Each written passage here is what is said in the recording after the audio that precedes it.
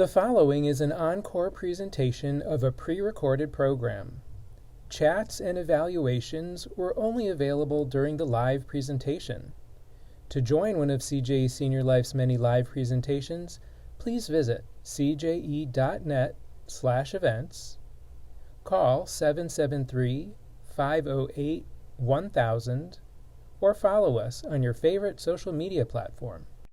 So again, this is our monthly Insights on Aging program, and my name is Sharon Dornberg-Lee, and I'm the Manager of Counseling Services at CJE Senior Life, and my colleague, Roseanne Corcoran, our Senior Manager of Counseling Services, is in the background today. She's going to help with the Q&A and any of the technical aspects, and I'm going to be the speaker for today's program. And Insights on Aging is our monthly community education series. I want to let you know up front that our counseling services program, we offer services via telehealth, which can be on the phone or with a video connection. And as well, we have in-person services in our Rogers Park and Deerfield offices. We provide individual, family, and group therapy, as well as a variety of support groups. And for our in-person services, we're still following COVID protocols, just out of an abundance of caution and to reduce unnecessary exposure for clients and our staff. If you want more information on any of these services and how to access these services, feel free to contact me or Roseanne Corcoran directly if you like, and the information on how to reach us is going to be shared during this program as well. So it's our pleasure to welcome you to today's Insight on Aging program, Understanding and Transforming Loneliness. If there are any professionals in attendance today, I want to let you know right from the beginning that we don't offer professional continuing education units or CEUs for this program. This monthly education series is part of our effort in counseling services to highlight important aging and mental health issues, and our primary goal is to share essential information to the individuals and families we serve. Of course, professionals are welcome to attend as well. Please be aware that all of our Insights on Aging programs are recorded and will be available on our website. If you provided an email when you registered for this program, which you more than likely did, you will be receiving a follow-up email with the link to this recording of our program today. And it can take even up to a few weeks for the recording to actually be posted on the website, but the email with the links to the website recording will be sent to you either today or tomorrow. Since we are recording this program so we can post it and share it and save it for posterity, there are higher privacy features in place. And so therefore your live participation today will be anonymous. That's why you can't see other participants, and we'll be using the Q&A feature. And when you do that, your name will not be shared. But we do really encourage you to use that Q&A feature at the bottom of your screen to ask questions today or to make comments. So the chat feature is disabled just to keep everything in one place. And the Q&A is where we'll be communicating with one another. Please be aware that the auto transcribing and closed captioning features have been enabled for this program, but you will need to turn this feature on your device manually. So you can do that by selecting the closed caption or CC live transcript icon, which is more than likely at the bottom of your screen, depending on your device. And then you can select either subtitles or full transcript, and you can adjust the font size too to meet your needs. So we will be monitoring the Q&A. If there's an issue that comes up that needs to be addressed right away, we can do that sooner rather than later. Otherwise, please know that I will take questions from the participants at the end of the program. So after all of those introductory remarks onto our program today, which is Understanding and Transforming Loneliness. And again, be assured that you'll get a copy of these slides as well in an email that we're going to send out to everybody who registered for today's program.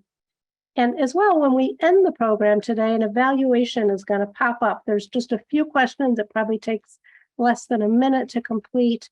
And when we leave the program and that evaluation pops up, I really want to ask everybody to do us a favor and complete that evaluation, because we really need your feedback and your ideas for future programs as well. I did see a hand go up. And so I'm just going to take a quick scroll through the questions. I just see a lot of comments. I see one person did ask a question about the impact that COVID has had on loneliness. And what a germane question. We are going to be focusing on that today. So I'm going to defer the answer till we get to that part of the program. Love seeing your comments, and you're really joining us from all over the state. So loving to see those comments. And thank you for putting those in the Q&A. So our agenda today is we're going to define loneliness. What do we mean? We all kind of have a sense of what we mean by that word, but how is that word used when we're talking about really measuring loneliness and understanding the phenomenon of loneliness? We're going to talk about the impact on your physical health of loneliness and isolation. And you'll be surprised, I guarantee you, if you have not heard this data before, on the impact that loneliness has on our physical health. And then we're going to talk about why are people so lonely? Why do we have this epidemic of loneliness? I call it the pandemic within the pandemic. That it's really not easy. And I hear that all the time from my counseling clients. It's not so easy to make friends and build a social network as you get older. And then, and perhaps most importantly, we're going to talk about what we can do about loneliness. What are some of the really concrete, specific things that we can all do if we're experiencing loneliness? You know, how can we take action? How can we either help others who are experiencing loneliness or help ourselves to rebuild social networks? And I'm going to share some really practical resources with you.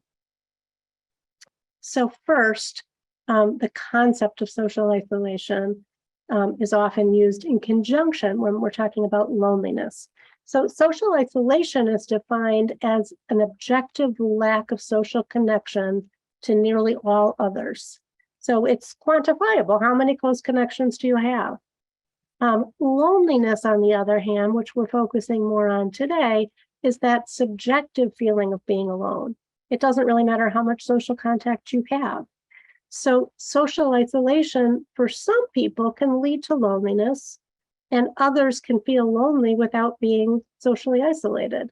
It's sort of that old concept of feeling lonely in a crowded room. Some people can have a lot of social contact, but still feel lonely. They don't feel that they have a soulmate or they're close, friends. They feel some distance from them, or they feel they have a lot of acquaintances, but not so many real deep friendships. So loneliness, again, that we'll be focusing on today really talks about that subjective sense. How do I feel? How would I describe my own experience? Am I lonely? I've been at, my slide got ahead of me. Let me go back. So when I talk to my clients, sorry about that. When I talk to my clients, I hear often about loneliness, and I've been at CJE for 25 years now, and it's kind of been a constant theme in my work, much worse since the pandemic, but certainly not beginning with the pandemic. And the kinds of things that my clients and older adult clients say to me are, everyone I know talks about their children and their grandchildren, and I have nothing to say. That's a comment from the many people I work with who don't have children or grandchildren and can often feel like they're the only ones in that situation, and they're not. A lot of my clients say, I used to have a lot of friends, but they've passed away, and I find it really hard to make new friends as I get older.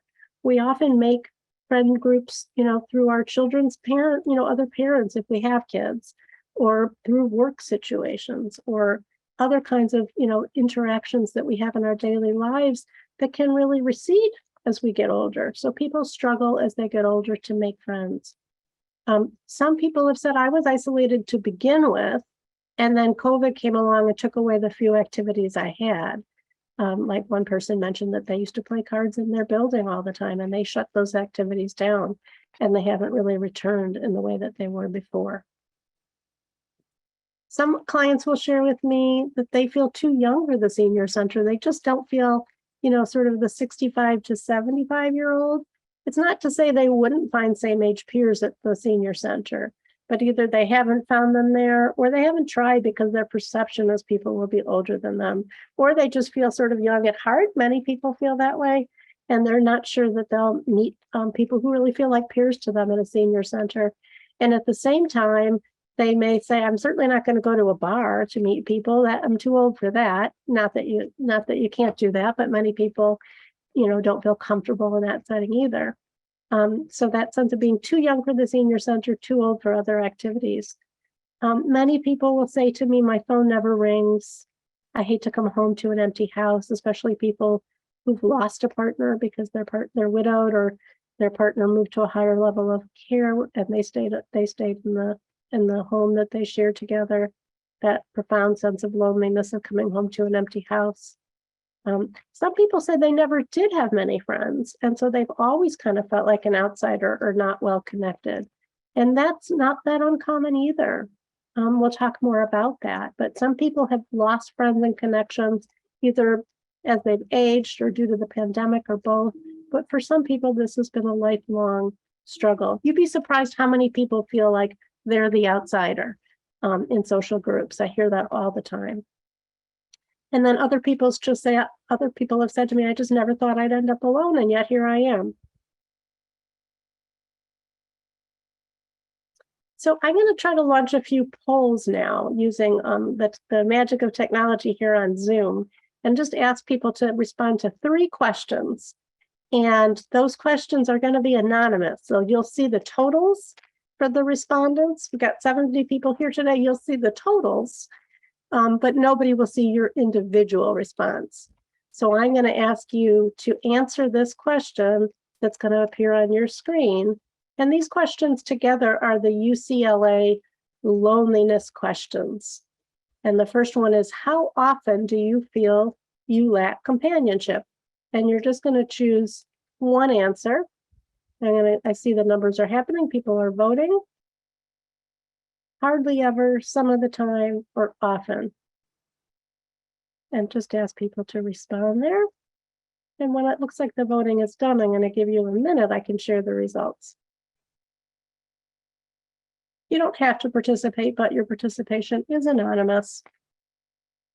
If that question pops up on your screen, you're just going to answer with the one that feels right for you. Looks like people have stopped voting, so I'm going to end this poll.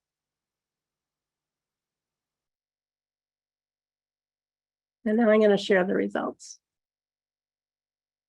So 16% of you said you hardly ever feel you lack companionship. About half said some of the time, and over a third said you often feel that way. So I want to thank you for being honest, and also to let you know you're not alone. That 2/3 of you, some of the time, are feeling you lack companionship more. 60, 70, 86% of you, 84%, sorry, I'm not a math major, I'm a social worker. 84% of you said that either some of the time or often you feel you lack companionship. So hopefully you've already learned you're not alone. A lot of people are struggling with this issue. Now I'm going to close that poll and I'm going to try to launch the last one. If you said hardly ever, I want you to either jot on a piece of paper 1 point or just remember you've got 1 point so far. If you said some of the time, I'm going to ask you to give yourself 2 points. Or if you said often, give yourself 3 points. And just remember that that was what your answer was for this first one. Now I'm going to launch the second poll. And the question is, how often do you feel left out? And again, the choices are hardly ever, some of the time, or often. And I'm going to give you a minute to respond to this one. How often do you feel left out? The 3 questions together that I'm asking today together comprise what they call the UCLA loneliness scale. And together they give people a good sense of, are they feeling socially isolated? Are they feeling lonely particularly? I see people are still voting. And when you're done voting, I will share the results with you. Again, this is completely anonymous. And it looks like the voting has slowed down, so I'm going to end the poll and share the results with you. So in terms of feeling left out, again, 16%, I think that's the same as before, so hardly ever. But 60% said they feel left out some of the time. That's a majority. And then an additional 25% said they often feel that way. So 85% of you, very similar to the results of the last poll, the vast majority, sometimes or often feel left out. And I'm going to launch the last poll. And this question is, oh, it's all right. Don't forget, if you gave yourself a hardly ever for the last question about feeling left out, you get 1 point. Just make a note. If you said some of the time to feeling left out, you get 2 points. And if you said often to feeling left out, you got 3 points. So just jot that down. And when you're done jotting down your score on the second point, go ahead and vote on this third poll. How often do you feel isolated from others? Hardly ever, some of the time, or often. And after you voted for all 3 questions, you can add together your score for these 3 questions. So you get 1 point every time you said hardly ever to the 3 questions, 2 points every time you said some of the time, and 3 points for every time you said often for each question. Looks like people are almost done voting on this one. So I'm going to go ahead now and end this poll and share the results with you. It's the last question. So how often do you feel isolated from others? So 28% said hardly ever, right? So that's a smaller number. Some people said they might feel left out or lack companionship at times. They don't really feel isolated from others. So that's a little bit less than a third. 40% said they feel isolated some of the time, and 32%, 1 out of every 3 of you attending today, often feel isolated from others. So again, that's 72%, some of the time or often, about 3/4 of you feel isolated from others. And so this is a great example of how common this problem is of isolation and loneliness. So I'm going to end the polling now and just come back to the scoring. So you don't really have to score this, but if you want to, you can just add up your points from the 3 questions. And if you scored 3 to 5 points total over the 3 questions, then by UCLA's measure, you would not be considered lonely, even if you might be lonely once in a while. But if you scored 6 to 9 points, they would categorize you as lonely. And you probably already know it. You don't need somebody to tell you if you're feeling lonely. But you have seen that this is a common problem, that a lot of people are feeling this way, which maybe you didn't know. And somebody had asked right at the beginning about what is the impact of the pandemic on loneliness and isolation. So we do know that before the pandemic, there was a major study. It came out like March 2020, right before the pandemic, by the National Academies. And they found that 25% of older adults were socially isolated. That means that they objectively had very few contacts. And 43% of older adults were feeling lonely prior to COVID. And we don't have a lot of data yet because we're still in the midst of this and studies are still being done. But we know that the pandemic greatly exacerbated both the intensity of loneliness and the magnitude of these problems. So there are more people who are isolated than ever before. And we know many people who were previously isolated feel even lonelier than ever before. So I want to play for you a short video clip. It's just about, I think it's less than 2 minutes long, talking about the health impacts of loneliness. And I believe this was recorded shortly before the pandemic as well.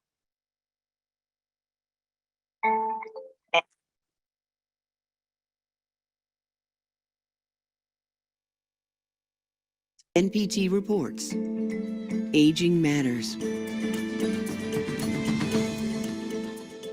Loneliness is more of a subjective feeling, And it has a lot to do with a person's perceived social contacts and connections compared with what they would want and desire. The older population is more vulnerable to this. There's less they can do about it. But the fact is, loneliness is a problem even in younger people. When events happen, it often precipitates either isolation or the feeling of loneliness, getting fired, retiring, caregiving for someone especially who has significant impairments. If you are lonely, you will have an increased incidence of heart disease, you will have an increased risk of stroke, increased risk of premature death, and increases dementia. Also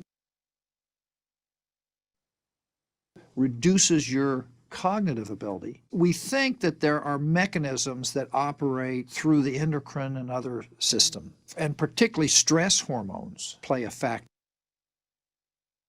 Cortisol, epinephrine, norepinephrine. We think that loneliness increases stress-activated feelings. So what you've got is this subjective symptom of loneliness, which causes medical illness and death. People with fewer than 3 or 4 friends are more likely to feel lonely and be isolated. If you are not engaged in some kind of group activity at least once a week, then there's a stronger likelihood that you feel lonely and you may feel isolated. So building those social networks, nurturing your family relationships, and building that friend base are some things that all of us can do right now so that it will lessen the likelihood that we will feel lonely or be isolated in the future.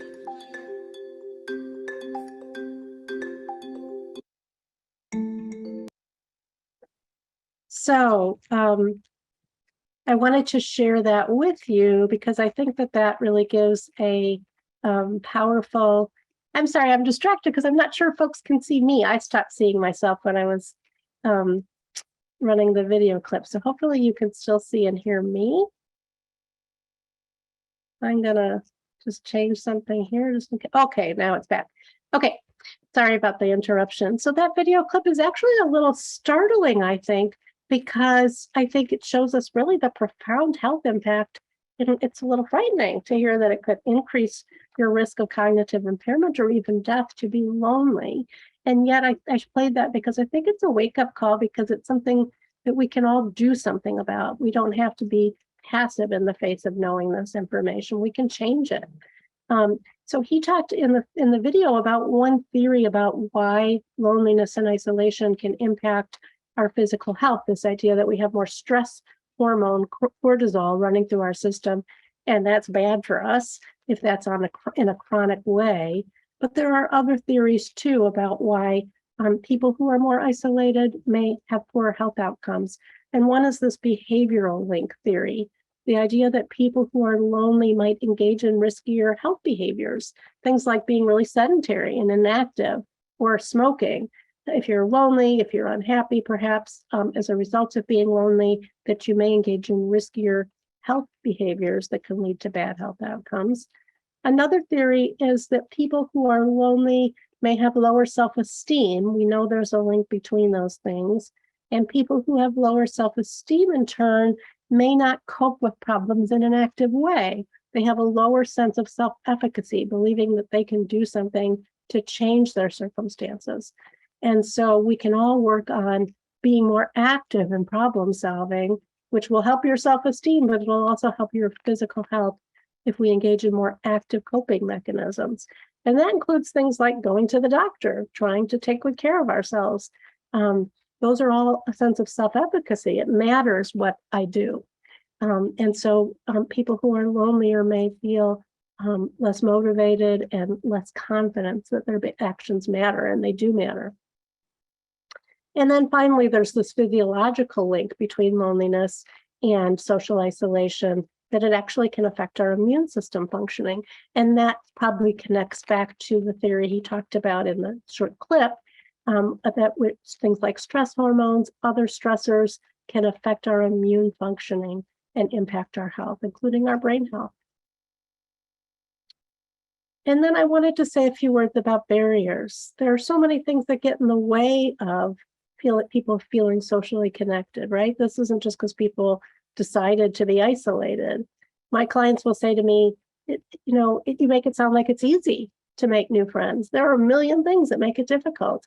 One is the digital divide, technology, which we all are depending on so much more since the pandemic started, but we've been moving in that direction of more need to be comfortable with technology even before the pandemic to connect with people. And we'll talk more about that in a moment. Transportation is a major issue for older adults who've stopped driving. Things like physical disability or living with chronic pain. For many people, the lifelong issue of just feeling shy, or people who are sort of at the other end of that continuum, can really be paralyzed by anxiety in social situations. People who are struggling with depression and broader anxiety. For a lot of my clients, they say, I'm afraid to go out because I've had falls and I'm afraid of falling. So I just found myself kind of getting more and more homebound and more isolated. And then a lot of older adults share with me and with my colleagues that there's a lot of embarrassment and discomfort and even shame associated with the changing body and mind as we age. And that prevents them from going into social situations. Things like, what if I need a bathroom right away and there isn't one? Incontinence. People who have a tremor. People who are using a walker and are feeling really, like there's a lot of physical barriers to their getting places, or are feeling uncomfortable about people seeing them using a walker. People who have, memory issues and cognitive changes, and they're embarrassed for their friends to kind of realize that. So they've been withdrawing socially. And some people have difficulty eating in public, either because of social anxiety or again, because of a tremor or a physical disability.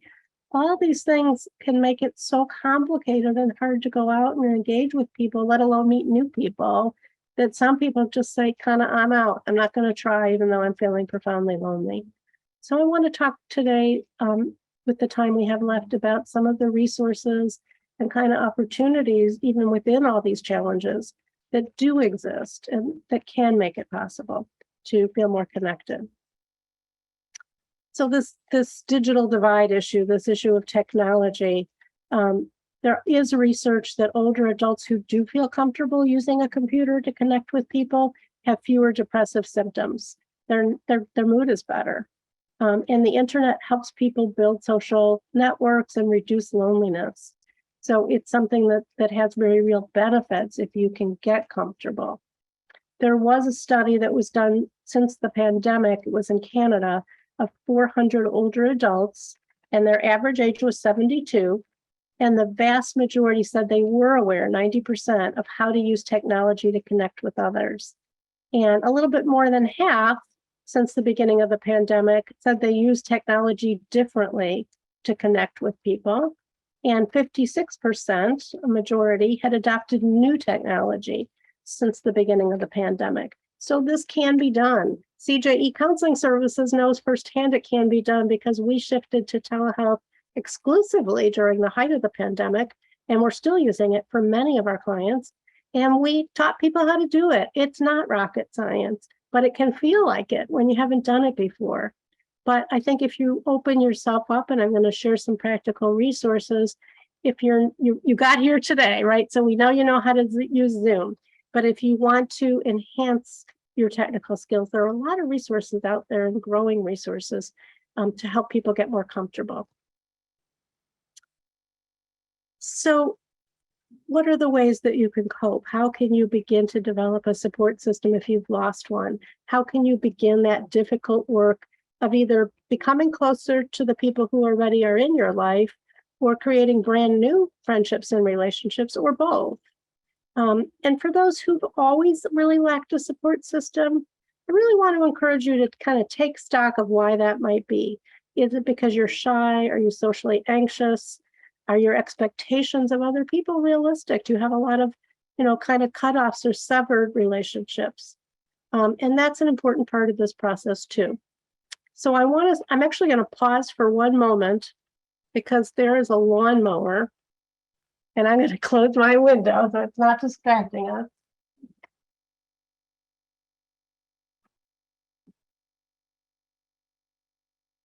These are the realities we're facing, right? Lawnmowers interrupting our work. Sorry about that. So I want to suggest a series of questions that you might want to pose to yourself. The first is, am I reaching out to the people in my network, or am I just waiting for them to reach out to me? And very often people will be disappointed that other people don't reach out to them. And that is completely understandable. It feels so good when you're on somebody's mind and they reach out to you. But we can kind of get in a loop where we've got two people waiting to hear from the other one and nobody's doing the reaching out. And I see that a lot with the clients that I've worked with for years, that they're not reaching out and they're hoping somebody else will reach out to them. Well, whether you like it or not, whether it's as it should be or not, I want to really encourage people to be the one to initiate contact with people. Also, have there been cutoffs in your relationships with other people that could be fixed, could be repaired potentially? Sometimes you don't want to, but sometimes one of my clients once said something that I think was really wise. She said, when I feel deeply hurt by somebody, I don't always forgive them. Sometimes I don't really have it in me to forgive them, but often I find that I can just step over it and kind of continue in a relationship with that person. That may involve letting them know that you feel hurt. It may involve deciding you're not going to address it, but can you step over it? Is this something that's reparable? Some things are not, but could there be relationships that could be repaired? On a practical level, could you get more comfortable using technology, things like social media that maybe you've shied away from in the past, but that could be helpful to deepen your sense of connection? Even texting, many older adults say, I don't text, but sometimes, I'm not saying it's as it should be. It would be nice if younger generations, picked up the phone and made a phone call if you have younger people in your life. But if texting is the way they prefer to communicate, and it's physically, something you have the manual dexterity to do, maybe that is something you want to consider learning and getting more comfortable with. And then on a bigger level, on a more emotional level, are you letting people know what you need? I think very often people struggle with loneliness, but they don't let other people know they're feeling it that way. And it's okay to tell people. It's good to tell people what you need. A friend of mine who's much younger than me, who I went to graduate school with, she recently contacted me on social media and she said, I've really let myself get isolated and I'm trying to make more social plans. And do you want to get together? She's somebody I think of as a social butterfly. I had no idea she was feeling isolated. I think of her as having a much more robust social life than I do. But for whatever reason, she had become isolated and she let me know what she needed. And I was delighted. She told me and delighted to see her more often. She's somebody who I really value, but she's not a close friend. And so she's not somebody I would have reached out to. So I encourage people to let other people know, whether it's your family, whether it's friends you've lost touch with, let them know what you need. Don't be shy about it and just wait for them to come to you. Some people have kind of given up. They're feeling really lonely. So I would suggest people ask themselves, am I really still trying to make new social contacts? And if I've given up, why is that? Is it worth another try? What gets in the way of my trying? And what is my part in this? How can I try to change this? And then that question I mentioned a while ago about, are my expectations of other people realistic? Sometimes people let us down, and I'm going to be really frank, because we expect too much. Sometimes we feel like we should be able to expect more, but that should word kind of gets us in trouble. So if you say, well, I stopped seeing this person because, again, they don't call me, or they said something really insensitive, maybe that's not a relationship you want to, pursue or continue. But maybe your expectations were too high, because we all blow it. We all say the wrong thing at times. We all do the wrong thing at times. We can all be forgetful. We can let people down without meaning to. And perhaps we need to all kind of say, are my expectations of the people in my life too high? Could I try adjusting them a little bit for the sake of this relationship? And then also, what are we doing to instill gratitude? That's hard during hard times, but that's also when we need it most. And I think that can kind of project an air that can be attractive to other people. If we're trying to just do a little something every day to instill some gratitude, even during these hard times, that's something we can kind of share with others, and that I think it attracts and draws other people to us. And are we focusing on what we can control in our own lives? There's so much we can't control, right? Like this pandemic, like other people's behavior. There's a lot of things we can't control, and kind of focusing on those doesn't really get us anywhere. We're certainly allowed to grieve those things and be upset about those things and have feelings about those things, but we're not going to be able to control them. So what can I control? What's in my power that I can do to reduce my isolation? Sometimes asking people that you know for honest feedback can be helpful. You know, how do I come across? Are there things that would be helpful for me to know about myself that I might not see? Do we even want to kind of practice our social skills? Sometimes we do that with our clients in counseling, but you can do it in counseling or you can do it to the mirror. But we're all feeling a little bit, you know, socially rusty. This has not been a normal time. And so do we want to just get comfortable making small talk again? Or, you know, I find that, you know, I talk too much. I get really excited to see people, and I'm not, you know, during the pandemic wasn't socializing as much. So that's just something I'm trying to self-monitor. Also, this idea of fake it until you make it. And by that, I mean, what if you, in social situations, if you're somebody who doesn't feel too comfortable, what if you try to just think of the most socially comfortable person you know? Take a minute right now. And I'm sure somebody comes to mind for all of you. Who's the person you know who's or knew in your life who is just a social butterfly, comfortable in every situation, can talk to anybody?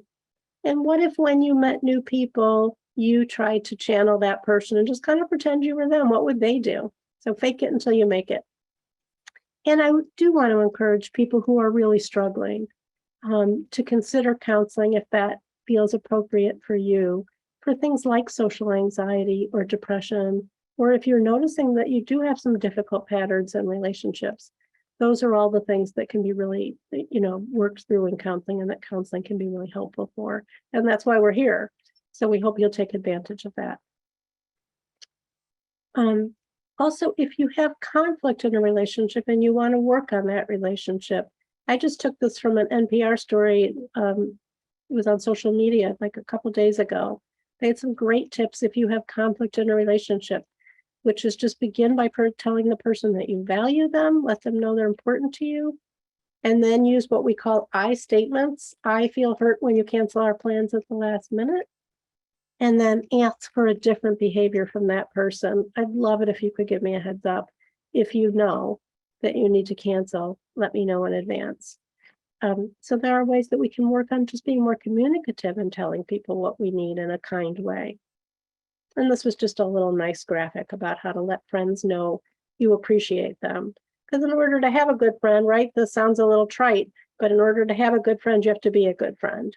So are we remembering to reach out to people? Are we remembering to, you know, just let them know what they mean to you?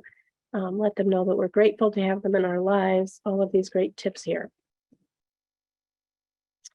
If you're thinking about starting new activities to reduce isolation, I would really want to encourage you to pursue activities that genuinely interest you.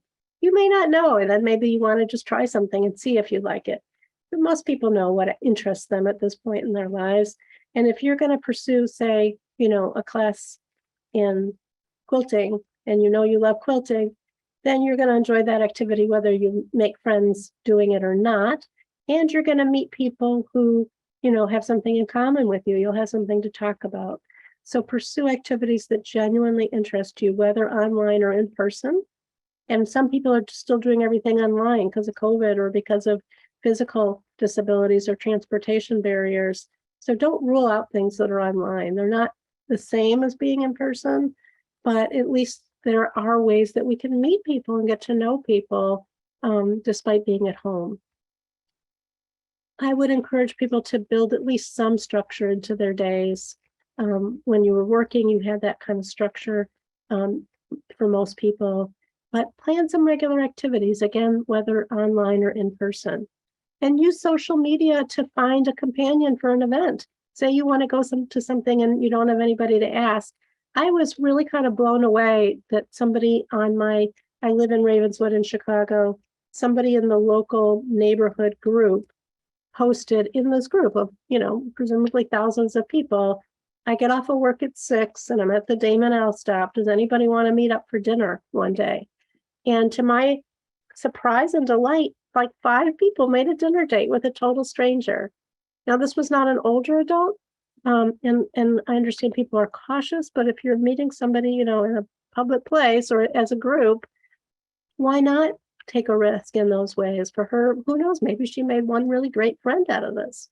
It took a lot of courage to post something like that, and yet people were so kind and responsive.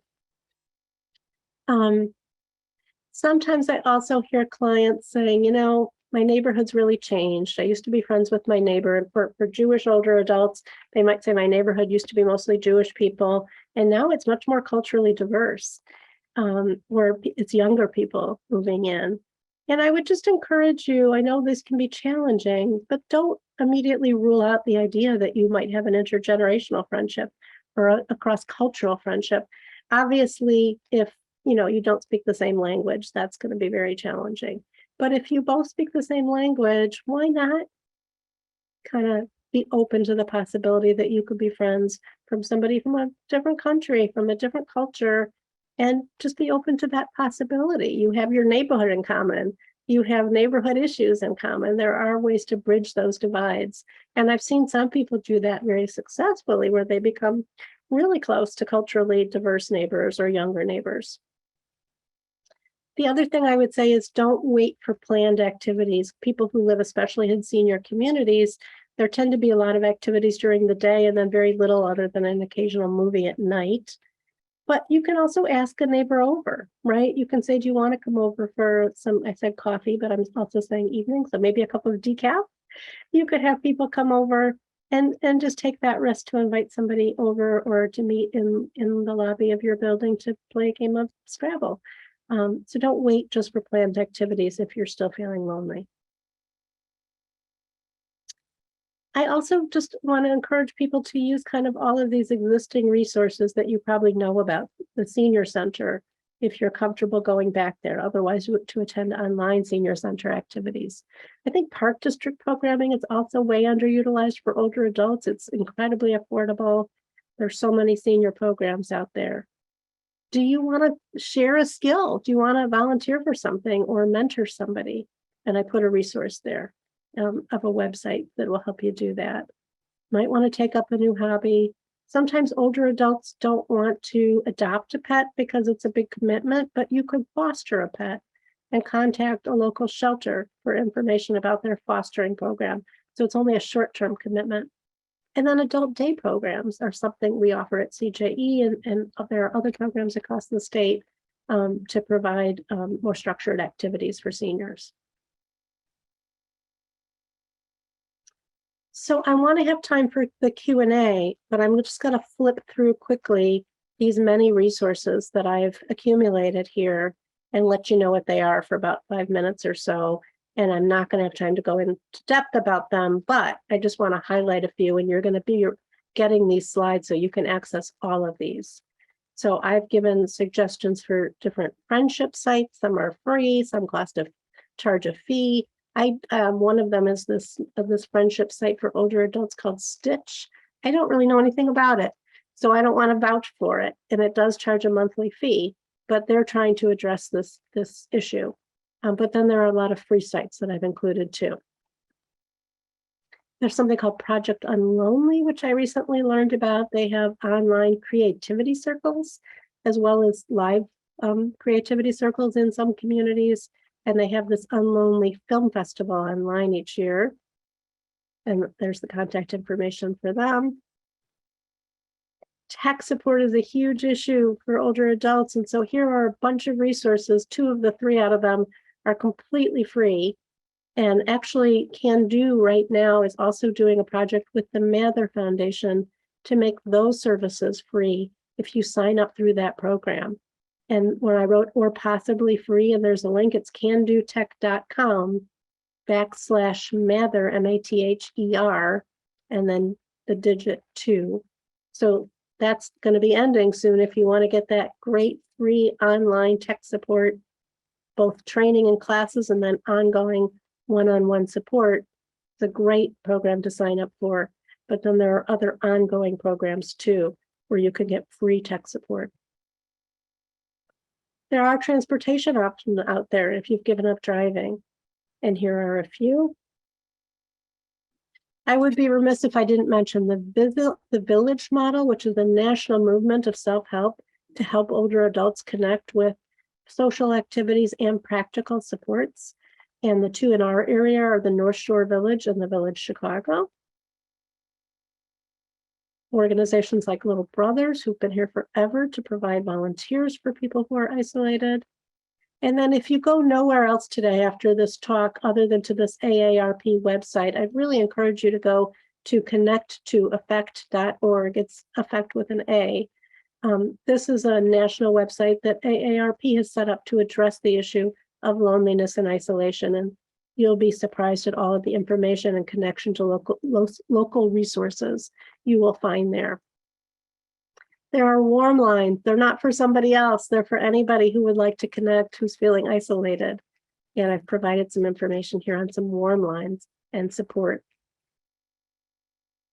There's, again, through this AARP website, the same site, they have a social isolation assessment that you can take online, or you can do it through Alexa or your Google Assistant, where you just say, Alexa, if you use these products, Alexa, launch social check-in, and then same thing with the Google Assistant. It'll take you through the self-assessment and then connect you to local resources. CJE has many online activities through our cyber club. Please go to our website, cje.net, and connect to those activities. There's a ton of things online for arts and culture that I think existed all along that I had never heard of before the pandemic. You can take a virtual tour of a museum anywhere in the world. There's some really cool stuff out there at the click of a button. There are also tons of free online classes that I didn't know about at the onset of the pandemic, and I've listed a bunch of them here, including some that are just for older adults like Senior Planet and Well Connected. And they also have a social call program where they'll reach out to you through Well Connected. Finally, I just want to mention before I take your questions, CJE's counseling services once again. Again, this program is sponsored through CJE's counseling services, and we offer telehealth and in-person individual psychotherapy and support and therapy groups. You just have to call our one main number or visit our website for more information. If you would rather reach out to me or Roseanne Corcoran, our Senior Manager of Counseling Services, personally, you're certainly welcome to do so. We can also be reached through that main number, and then asking for us by name. Again, it's Roseanne Corcoran, and I'm Sharon Dornberg-Lee. But we also have a wonderful intake team who will be happy to take your information and get you started seamlessly with the counseling services, or just to answer your questions about it. And we do bill insurance. We take Medicare. So for many people, there's no copay at all. And I also just wanted to mention that we're now offering Pearls as well, which is another type of individual one-on-one counseling, but it's done in just 8 sessions. And it's really focused on getting people connected socially and taking a more active role in solving the problems they have. And it's geared towards those who are feeling depressed. And so if you want, you can specifically ask for Pearls counseling, or your counselor can help you decide if that's right for you. And all of our team of social workers are licensed clinical social workers who have expertise specifically in working with people with concerns around aging.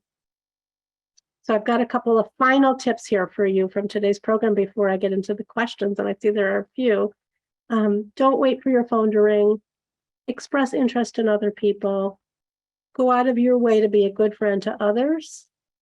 Cultivate new interests and hobbies, and put yourself in social situations, whether they're online or in person. Don't give up. This is a really hard nut to crack, and there's a lot of obstacles, but there are also so many opportunities of other people, as you see on today's program with our polls, who are in the same boat and who really want to connect. So please don't give up. That's the other takeaway message. Please keep trying and put yourself out there to connect, to address this epidemic of loneliness. And if you're one of the ones who said that you're not lonely and you don't lack social connection, I would really encourage you to think about what's one thing I can do when I leave this program today, whether I'm a professional or an older adult or both, to help other people who may be feeling this way. Who can I reach out to that I haven't spoken to in a while that might really appreciate hearing from me? What can I create, or how can I put myself out there to be part of the solution? Because you're one of the fortunate ones who's not feeling that way. And this is an epidemic where we need to help one another. So with that, I am going to go to the questions.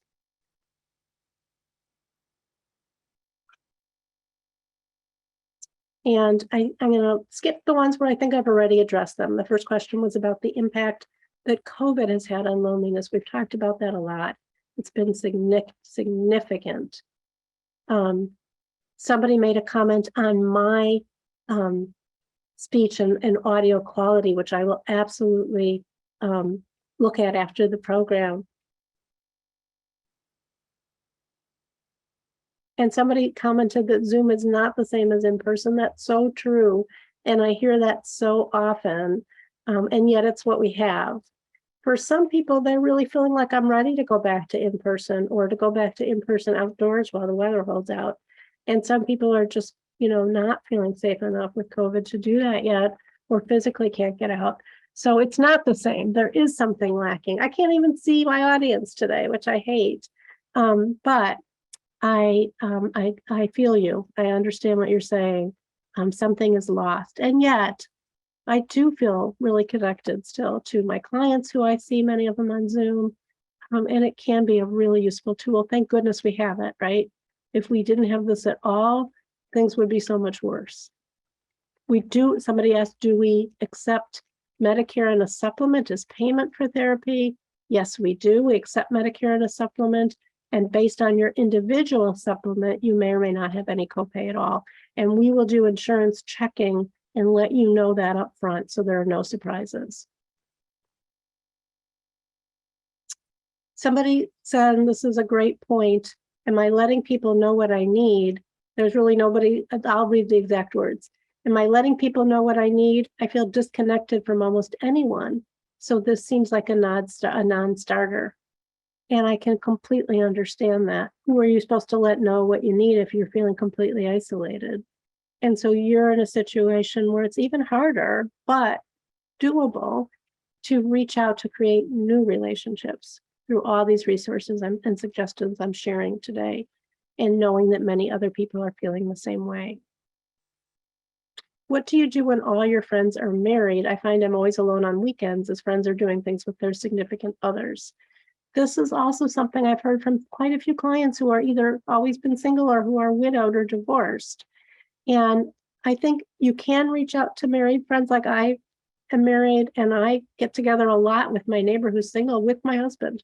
We love doing things with her. We're often a threesome. So don't assume that married friends don't want to see you. I think it's okay to say, you know what, I find I'm often alone on the weekends. Are you guys open to doing something as a group? If you don't want to feel like a third wheel, they probably would be more than happy to have you with a couple of other couples, if they're people you previously saw as couples. Or can you make, dates with your friend to do stuff alone on the weekend, even though they're married? I do that all the time. I see friends on the weekend without my husband too. So that's doable, but it is really useful to have a network of single friends as well. It is a challenge when your friends are married and you're single.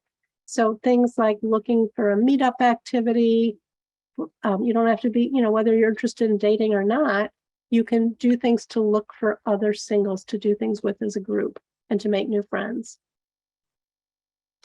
Somebody said, and I love this, that smiling helps people feel happier. There was actually a study to prove that.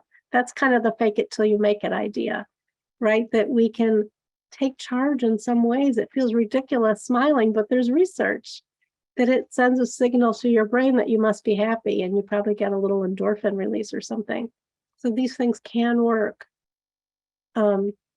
Oh, somebody mentioned libraries as a resource, that they're starting to have in-person events now, and some are specifically for older adults. Great thing to add to the list of resources. Libraries are a great resource, and they have a lot of programming, wonderful programming. Where can you go to foster a pet? I should have put that in the resources. I would suggest you contact PAWS, PAWS, which is based in Chicago. Felines and Canines is another organization that does fostering. And I believe Treehouse Animal Foundation. Where can you go to foster a pet? I have a list of resources, and I will email it out, all my animal resources, including where to foster, as a follow-up to this program, to everybody who registered. Animals are such a wonderful way to get companionship. Somebody said most people with an immediate family or many friends do not acknowledge that loneliness is a real problem for those without that support. That's so true. I think people can really not see it when they're not in that situation. They're not understanding how terribly difficult loneliness is. And so that's something that I think is we need to name, and I'm glad you mentioned that. And we're almost out of time, which is why I'm rushing through these. Each of these could be a much longer comment.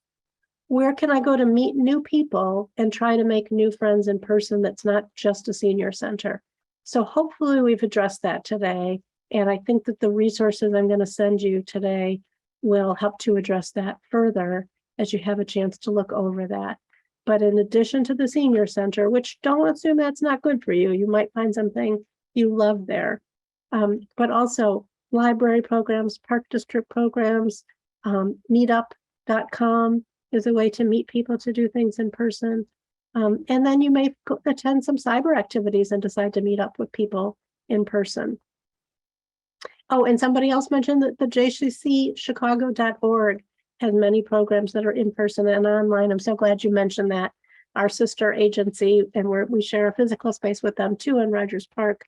The JCC is wonderful, and I'm so glad you mentioned that. So there are opportunities out there. In person can still be challenging, but there's more and more out there that people can find. So I want to thank everybody for joining us today. I feel like this could really be a much longer conversation, and we certainly have done more than one program on this topic. We'll continue to address it. Don't be afraid to reach out to us individually if you have additional questions. As you leave the webinar, I want to remind you that the evaluation will pop up, and we really need your feedback. So please take the time, just a moment, to complete that. And finally, I want to mention our next program in this series, Understanding Why We Chase Highs. Nina Henry, who's a wonderful speaker at Jewish Child and Family Services, will be our speaker. And she's going to talk about so-called process addictions or soft addictions, things like gaming, shopping, using social media, when you sort of just can't seem to stop when you want to stop. And she's going to identify ways to address these tendencies in ourselves and in others. So we want to thank you again so much for joining us today. And we do hope you found this program informative and enlightening. Thank you so much. Bye, everybody.